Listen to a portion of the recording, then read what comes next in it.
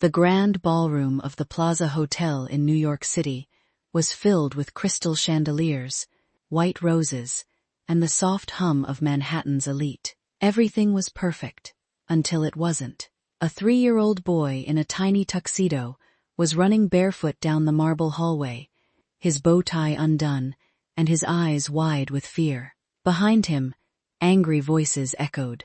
"Lock him in the room," the bride-to-be shouted, her voice sharp enough to cut glass. "I will not have that child ruin my wedding day." The little boy, Ethan, didn't stop. His small legs carried him past shocked guests, past waiters holding champagne towers, straight toward the main ballroom where 200 people waited for the ceremony to begin. Security rushed after him. His mother, a young woman in a simple catering uniform, ran desperately behind them, her face pale with terror. But little Ethan was fast and determined. He pushed open the heavy door and burst into the elegant ceremony space, just as the string quartet began playing. Every head turned, gasps rippled through the crowd. In that moment, Alexander Kane, the 34-year-old billionaire founder of Apex Security Systems, stood at the altar in his custom Tom Ford tuxedo, watching the chaos unfold. He had everything: billions in the bank, a penthouse overlooking Central Park, and a stunning fiancée from one of New York's oldest families. Yet as he watched this terrified little boy running straight toward him, something deep inside his chest shifted. What was a child doing here? Why was his fiancée screaming to lock him away like an animal? And why did this small boy's desperate escape feel like it was about to change everything? Alexander didn't know it yet, but in the next few minutes, this little toddler would do something no one in that room would ever forget. He would stop one of the most anticipated weddings in Manhattan, and he would force a billionaire to finally see the truth about the woman he was about to marry. This is a story about power, privilege, hidden pain, and one small child who reminded everyone what really matters. Welcome back to Hearts Across America, the channel that brings you real stories that Hollywood could never write. Stories of courage in hallways, love in chaos, and the quiet moments that change lives forever. Before we dive in, drop a comment and tell us, what city or country are you watching from today? And have you ever witnessed a moment where everything changed in a single second? Let us know below. Now let's go back to that luxurious chaos at the plaza. Alexander Kane had built an empire from nothing. At just 34, he was one of the youngest self-made billionaires in cybersecurity. But success had come with a price. The more money he made, the emptier he felt. His fiancée, Sophia Harrington, came from generations of old New York money. She was breathtaking, ambitious, and always in control. She planned everything, including this perfect wedding. But perfect, as Alexander was about to discover, often hides ugly truths. As the guests whispered and the security guards closed in on the little boy, Alexander made a decision that would set the entire day on a completely different path. He stepped down from the altar, walked toward the frightened child, and did something no one expected. He knelt down. This is a story about power, privilege, hidden pain, and one small child who reminded everyone what really matters. Welcome back to Hearts Across America, the channel that brings you real stories that Hollywood could never write. Stories of courage in hallways, love in chaos, and the quiet moments that change lives forever. Before we dive deeper, drop a comment and tell us, what city or country are you watching from today? And have you ever witnessed a moment where everything changed in a single second? Let us know below. We love seeing our family from all over the world. Now, let's talk about the man standing at that altar. Alexander Kane was 34 years old, and, by every measure the world cares about, had won at life. He had built Apex Security Systems from a tiny apartment in Brooklyn into one of the most powerful cybersecurity companies in the United States. His technology protected banks, governments, and Fortune 500 companies. Forbes had called him the quiet king of digital defense. He owned a stunning penthouse overlooking Central Park, a private jet, and cars he barely had time to drive. Yet despite all of it, Alexander often felt hollow. He would stand at the floor-to-ceiling windows of his Manhattan penthouse at night, staring at the glittering city below, and feel an ache he couldn't quite name. His therapist called it disconnection. His business partners called it burnout. His fiancée, Sophia Harrington, simply called it overthinking. "You have everything, Alex," she would say, barely looking up from her phone. "Stop looking for problems that don't exist." Sophia Harrington was the kind of woman who turned heads in any room. Tall, elegant, with sharp cheekbones and an even sharper tongue. She came from one of New York's oldest families, generations of wealth, connections, and social power. The Harrington name opened doors before she even had to knock. She was beautiful, ambitious, and fiercely image-conscious. She knew exactly how the world should see them, the perfect power couple. But Alexander had grown up very differently. His mother had worked 2 jobs cleaning offices in Midtown and serving tables in Queens just to keep them afloat. He still remembered the roughness of her hands and the way she hugged him after long shifts like he was her entire world.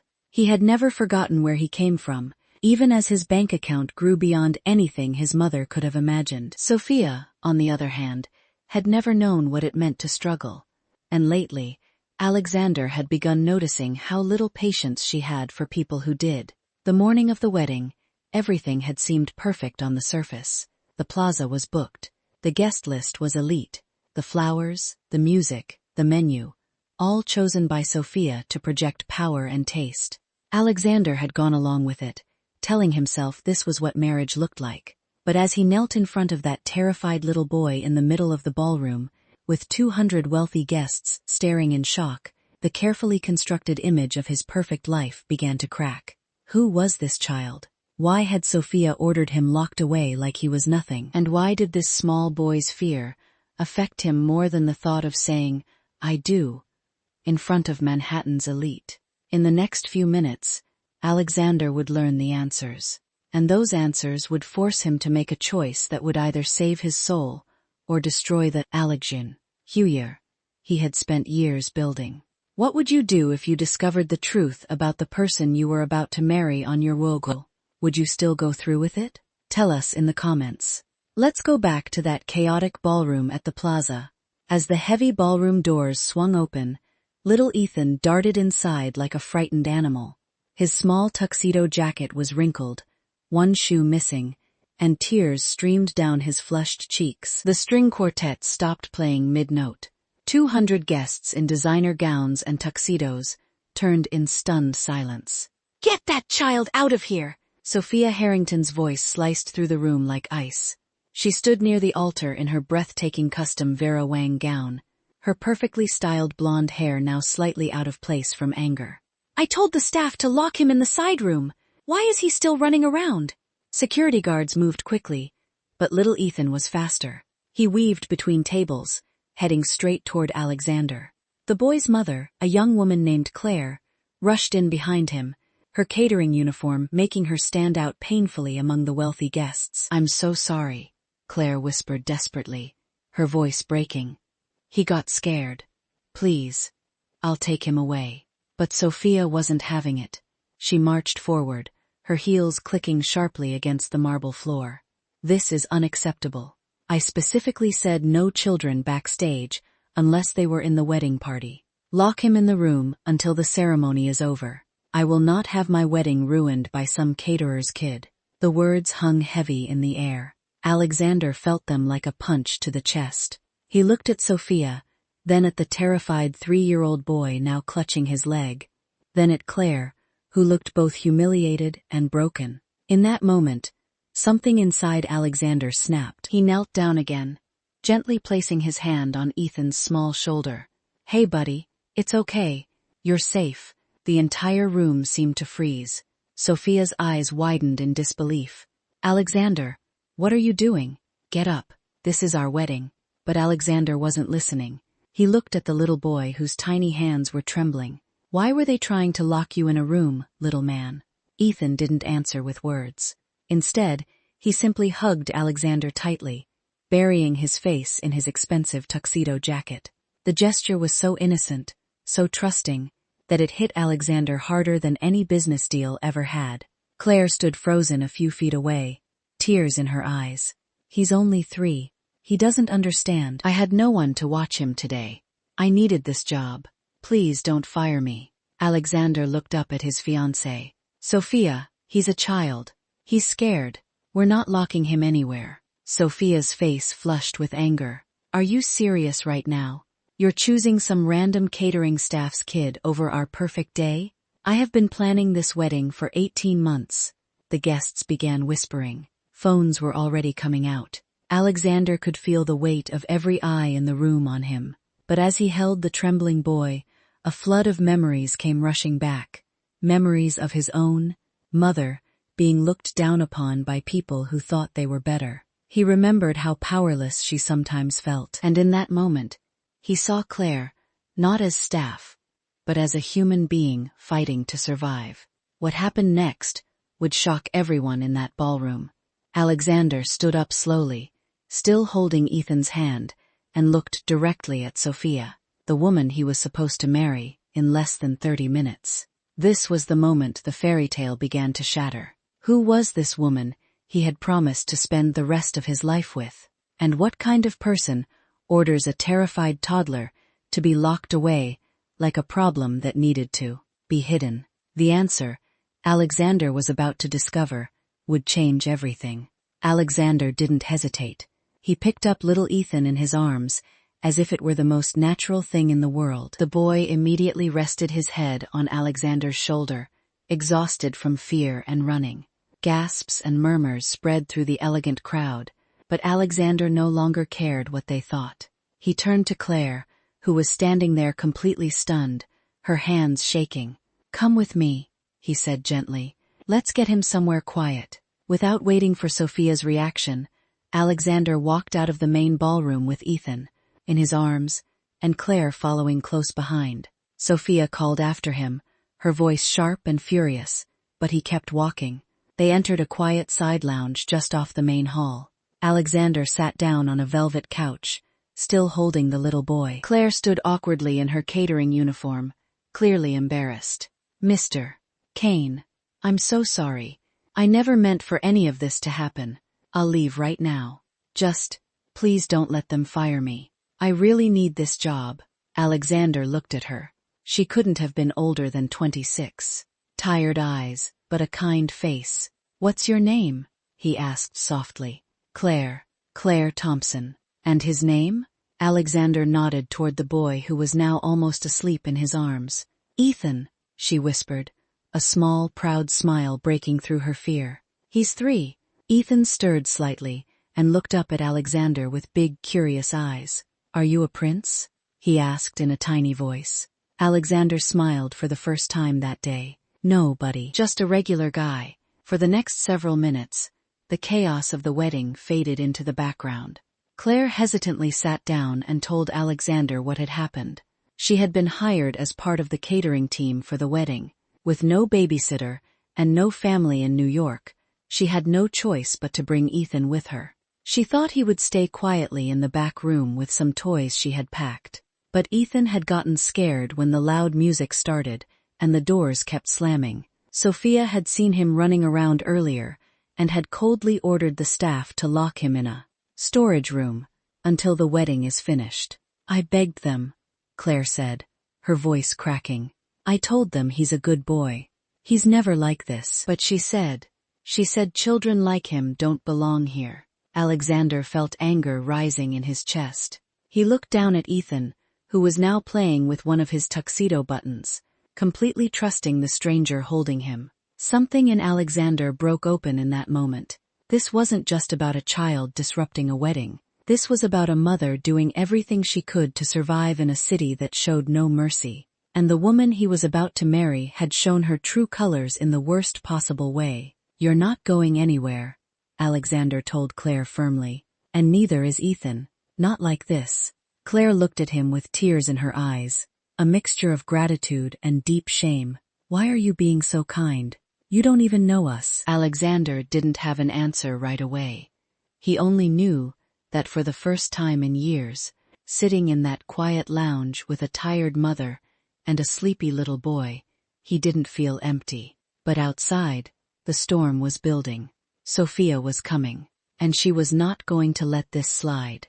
What happens when the person you thought you knew reveals a side of herself you can no longer ignore? Alexander was about to find out. In the quiet side lounge, away from the glittering chaos of the wedding, Claire Thompson finally opened up. At first she spoke carefully, still guarded, but the kindness in Alexander's eyes slowly broke through her walls. She told him she was 26 years old and had moved to New York from Boston 3 years ago, with big dreams. She had been studying to become a nurse when she got pregnant with Ethan. Ethan's father disappeared the moment he found out, leaving her completely alone. Her own mother had passed away 2 years earlier, and she had no other family she could turn to. I had to drop out of nursing school in my final year, Claire said quietly, watching Ethan play with Alexander's watch. The cleaning and catering jobs pay the bills, but barely. Overnight shifts, double shifts, anything I can get. Today's wedding was important. They were paying really well. I thought I could handle bringing Ethan. I was wrong. She paused, her voice growing heavier. Last month, the landlord raised the rent again. I'm already behind. If I lose this job today, I don't know where we'll go. Shelters in the city are full, and I refuse to take Ethan to one. Her hands trembled slightly. He deserves better than the life I'm giving him right now. He's such a good boy, Alexander. Smart, kind. He tries to help me fold laundry even though he's only 3. Sometimes I catch him trying to carry my cleaning bucket because he sees how tired I am. Alexander listened in silence, feeling the weight of her words. This young woman was fighting battles most people in that ballroom could never imagine, while they complained about minor inconveniences. Claire continued, wiping her eyes. I've been saving every single dollar.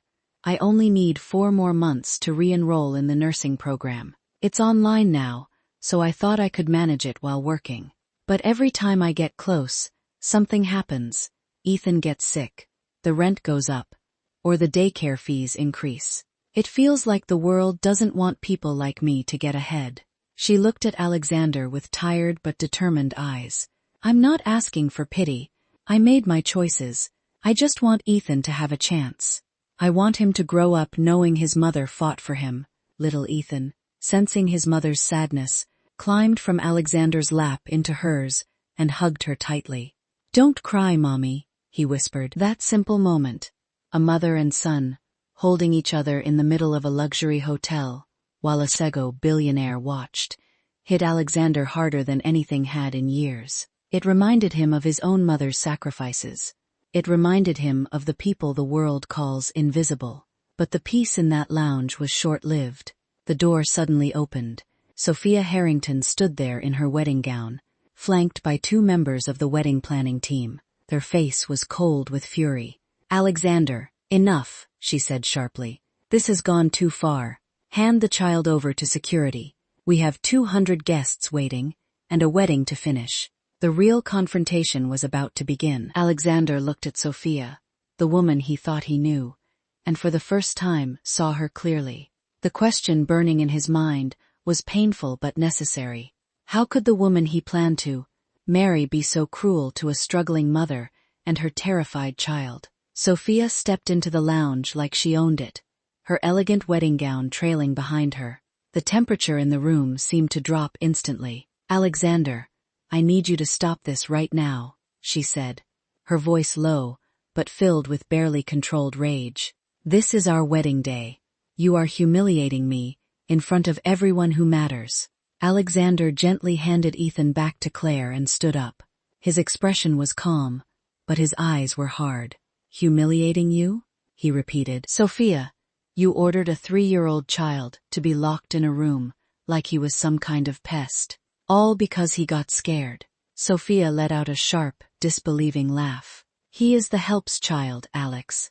This is a high society wedding, not a daycare center. I have spent over a year and hundreds of thousands of dollars to make this day perfect.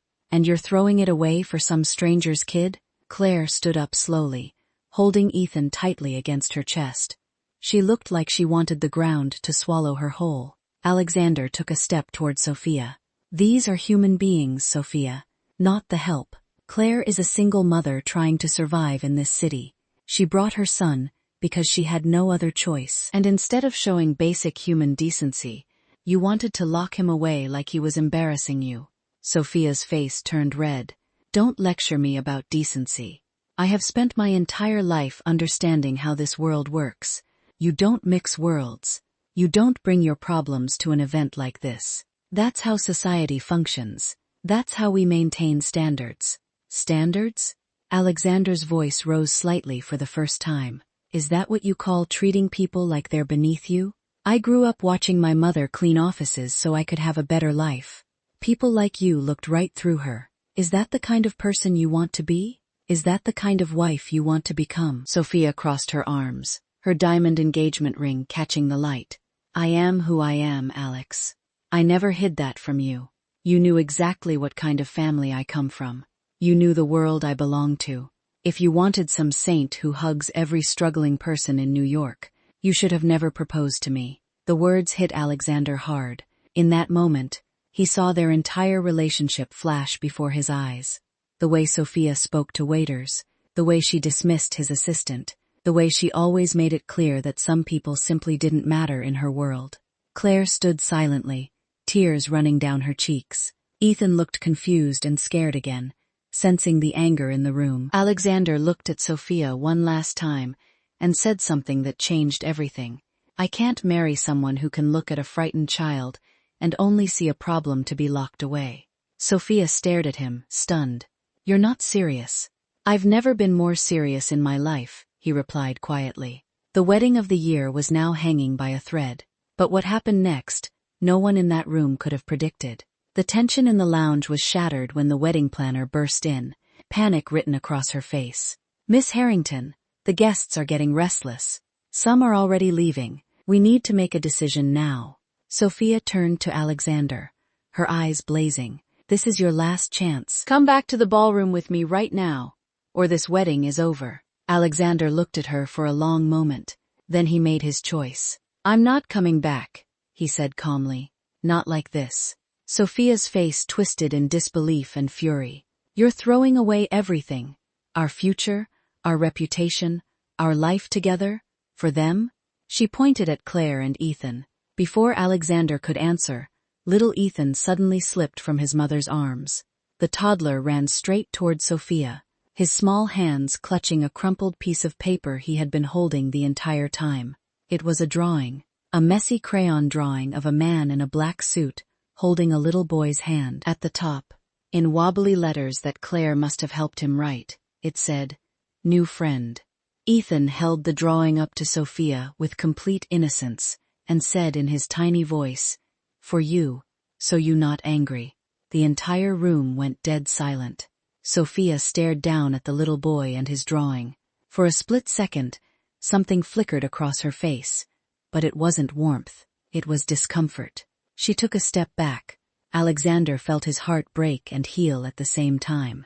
He walked over, gently took the drawing from Ethan, and then turned to face the growing crowd of guests who had followed the drama out into the hallway. I'm sorry, everyone, Alexander said, his voice steady and clear, but there will be no wedding today. A wave of shocked gasps rippled through the guests.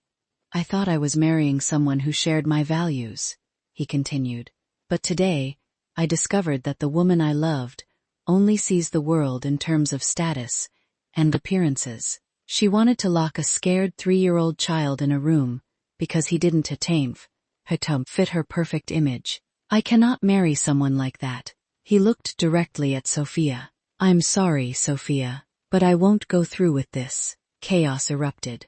Guests whispered furiously. Sophia stood frozen, her perfect makeup unable to hide the shock and humiliation on her face. She opened her mouth to speak, but no words came out. Alexander turned to Claire and Ethan. He knelt down again and spoke softly to the little boy. Thank you, Ethan.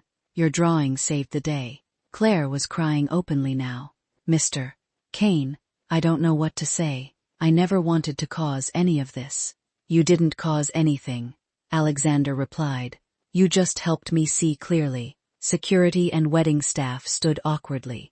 unsure what to do. The fairy tale wedding at the plaza had officially collapsed in the most public way possible. But for Alexander Kane, this was not the end. It was the beginning of something far more important. The wedding was officially cancelled. Sophia left the plaza in tears, surrounded by her family and close friends. The guests slowly filtered out, whispering about the dramatic scene they had just witnessed. In the world of New York high society, this would be the story of the year. But Alexander didn't care about the gossip. For the first time in a long time, he felt free. He stayed behind in the quiet lounge with Claire and Ethan. Over the next hour, he listened as Claire shared more about her struggles. He made calls, not to show off, but to genuinely help. By the end of that afternoon, he had arranged for Claire to receive a full scholarship to complete her nursing degree through a foundation he supported. He also secured a better, more flexible job for her at one of his company's office buildings, with full daycare support for Ethan. Claire cried when he told her, not out of shame, but out of pure relief. "I don't know how to thank you," she said, holding Ethan close. "You don't have to," Alexander replied. "Just finish your degree and give that boy the life he deserves. That's thanks enough." In the weeks that followed, Alexander's life changed in quiet but meaningful ways. He distanced himself from the high society circles he had once tried so hard to fit into. He started visiting the daycare center, where Ethan now spent his days. The little boy would run to him shouting, "New friend," every single time. Alexander began mentoring young single parents in his company. He quietly funded programs to support working mothers. The man who once felt empty at the top of his empire finally found purpose in lifting others up. Claire thrived. Within 6 months, she was back in school and excelling. Ethan started calling Alexander Uncle Alex. Their bond grew naturally, not out of pity, but out of genuine friendship and respect. As for Sophia, they met one last time 2 months later in a quiet cafe. She was still angry, but something in her had shifted too. "I still don't understand why you did it," she said. Alexander looked at her gently. "Because I realized I was becoming someone I didn't want to be. I was ignoring the people my mother once was. That little boy escaping and giving you that drawing woke me up. Sometimes the universe sends the smallest messengers with the biggest lessons." They parted on civil terms, not friends, but no longer enemies, both carrying different lessons from the same painful day.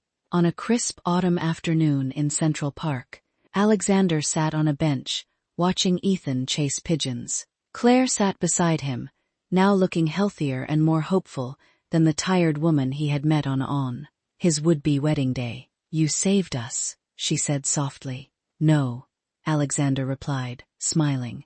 "Ethan saved me." The little boy who was almost locked away in a room had ended up stopping a wedding and changing 3 lives forever. A few months later, on a beautiful Tuesday evening in Central Park, Alexander Kane walked along the path holding a small hand in his. Little Ethan, now wearing a bright red coat, proudly walked beside him while clutching his favorite stuffed dinosaur. Claire followed a few steps behind, watching them with a soft smile. Ethan suddenly stopped and looked up at Alexander with his big innocent eyes. "Uncle Alex, are you happy now?" Alexander felt his throat tighten. He knelt down so he was eye level with the boy. "Yes, Ethan. I'm very happy now. Because of you." The little boy who had once run desperately through a wedding hall had become a daily reminder of what truly matters in life.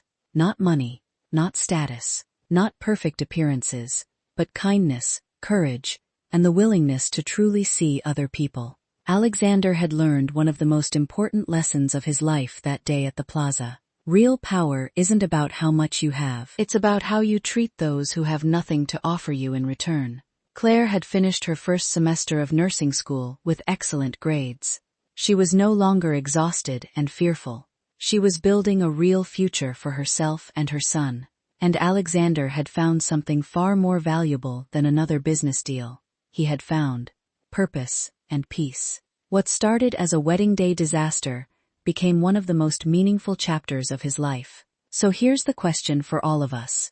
Who are the people in your life that the world tries to make invisible. The single mother working double shifts, the tired service worker, the child who's just trying to be brave. When was the last time you really saw them? This story reminds us that sometimes the smallest person can deliver the biggest truth. Sometimes, a child's innocent drawing can expose what really matters more than all the wealth and perfection in the world. If this story touched you, if it made you think differently about the people around you, then do these 3 things. Like this video so more people can see it. Subscribe to Hearts Across America for more real, emotional stories that matter. And most importantly, drop a comment below. Have you ever had a moment where a child taught you something important? Or who is someone in your life right now that deserves to be truly seen? Your comment might be the encouragement someone else needs today. Thank you for watching. The world changes one act of real seeing at a time. See you in the next story.